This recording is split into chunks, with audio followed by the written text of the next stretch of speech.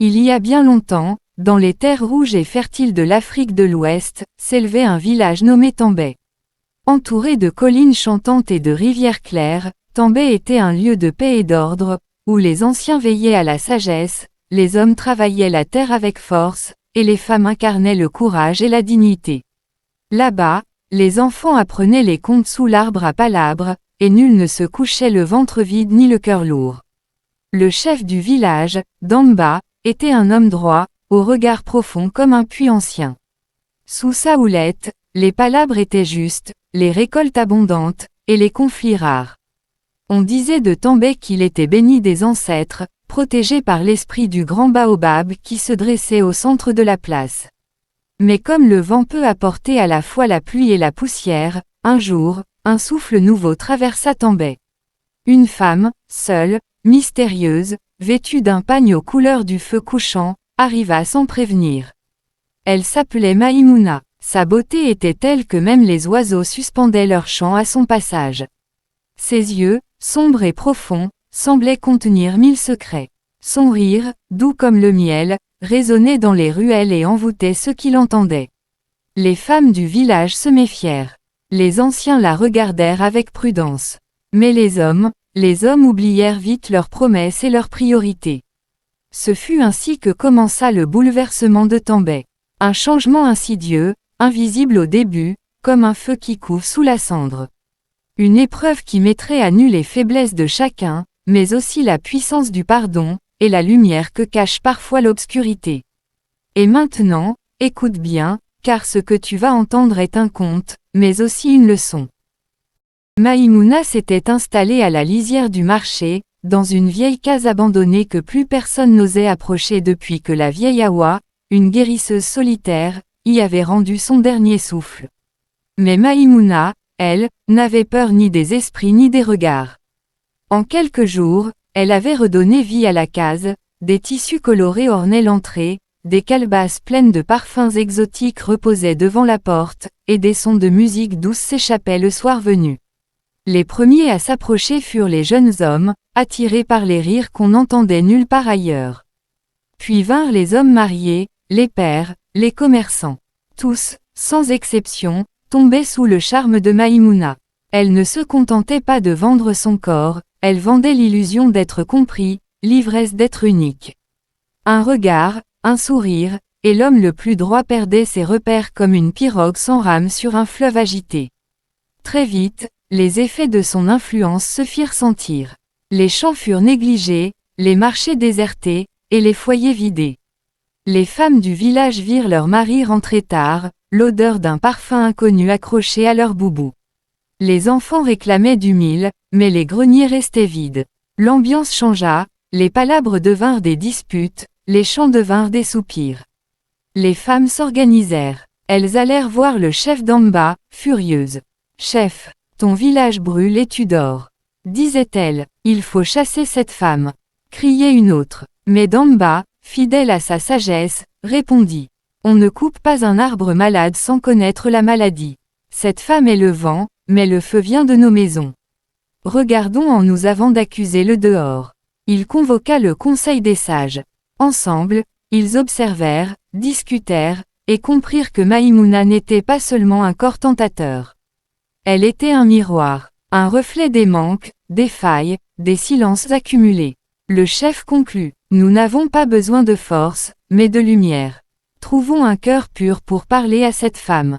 Quelqu'un que ni le regard, ni le parfum, ni l'or ne pourront détourner. Un nom revint sur toutes les lèvres, Douba. Douba était jeune, mais on disait de lui qu'il avait l'âme d'un vieillard. Il connaissait les plantes, soignait les blessures, et écoutait avec patience. Jamais il n'avait cherché les honneurs ni les femmes. Sa parole était calme comme la rivière à l'aube.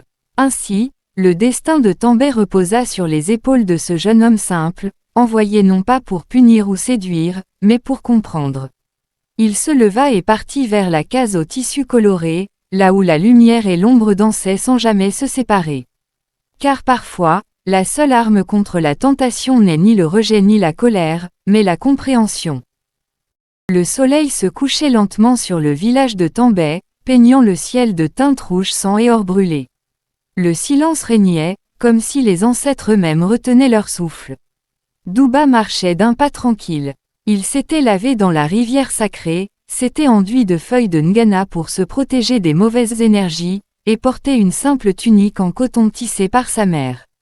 Quand il arriva devant la case de Maïmouna, l'air était parfumé, chaud, presque étouffant. Des colliers de coquillages et de perles pendaient à l'entrée.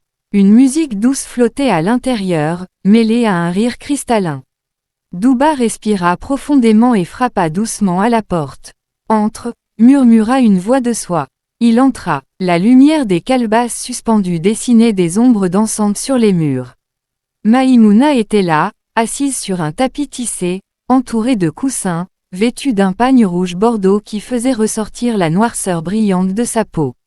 Elle le regarda longuement, comme on jauge un mystère. « Tu n'es pas comme les autres, dit-elle. Tu ne me regardes pas comme un homme regarde une femme. Je ne suis pas venue pour voir ton corps, répondit Douba calmement. Je suis venue écouter ton cœur. Maïmouna rit doucement, mais ses yeux trahissaient une fatigue profonde. Ton cœur, voilà longtemps que personne ne m'a parlé ainsi. Les autres veulent posséder, mais toi, tu veux comprendre. Alors, elle parla, de son enfance sans mère, de son père disparu, des villes où elle avait erré, seule, troquant son corps contre de quoi survivre. Elle avait connu l'humiliation, la faim, le mépris. À Tambay, elle avait enfin trouvé un endroit où elle n'était pas chassée, mais où, paradoxalement, elle semait le trouble. Douba l'écouta en silence, sans jugement, sans pitié. Puis il dit, « Ce que tu portes, ce n'est pas de la honte. C'est une cicatrice, et les cicatrices peuvent devenir une force, si on les transforme. » « Et comment transforme-t-on une vie ?» demanda-t-elle, les larmes aux yeux. « En servant, en guérissant ce qu'on a blessé. Tu as le don de voir dans le cœur des hommes. Tu peux devenir une guide, pas une tentatrice. » Maïmouna resta silencieuse. Une larme roula sur sa joue. Ce soir-là, elle ne le séduisit pas. Elle ne le tenta pas. Elle l'écouta, comme on écoute la pluie tomber après une longue saison sèche. Le lendemain, Maïmouna quitta sa case avec une calebasse à la main.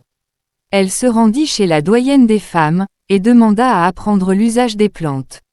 Les vieilles femmes, d'abord méfiantes, virent bientôt en elle une sincérité nouvelle.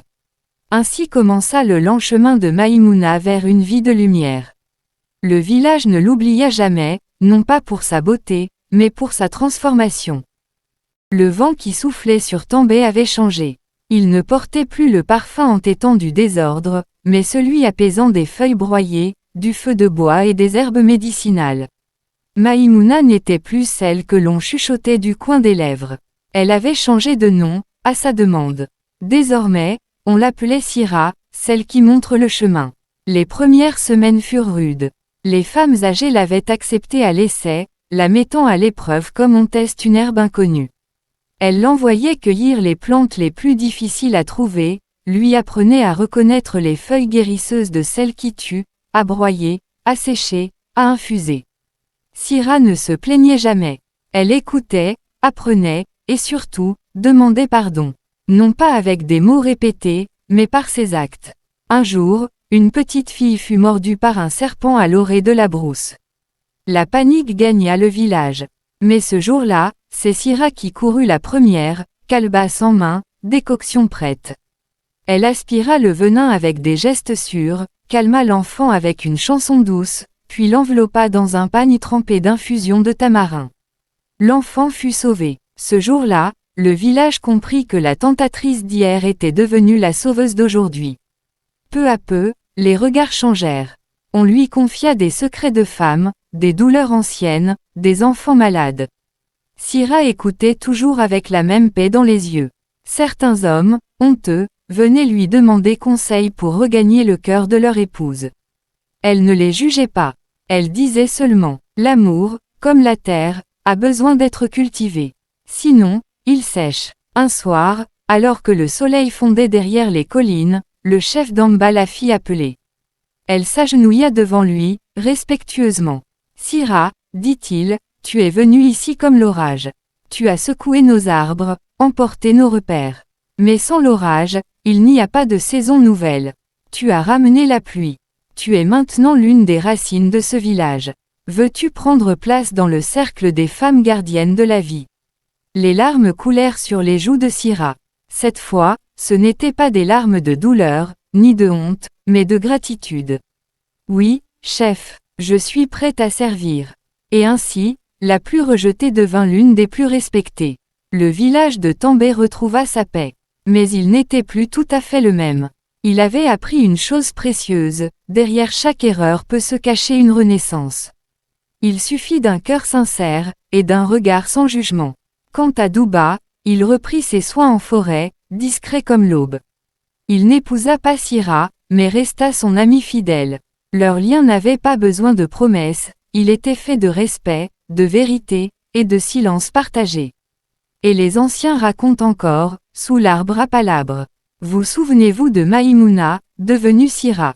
Elle nous a montré que même une pierre peut devenir source, si elle rencontre la pluie. Cette histoire nous enseigne que nul ne n'est perdu à jamais. Que la douleur n'est pas une prison, mais une épreuve. Et que l'amour, quand il n'est pas charnel mais fraternel, peut guérir les blessures que même le temps n'ose toucher. Que sa sagesse vous accompagne. Que vos fautes deviennent force. Et que vos pas, même égarés, retrouvent le sentier du cœur. Abonnez-vous, likez, commentez et partagez afin qu'elle inspire tous ceux qui se trouvent dans la même situation.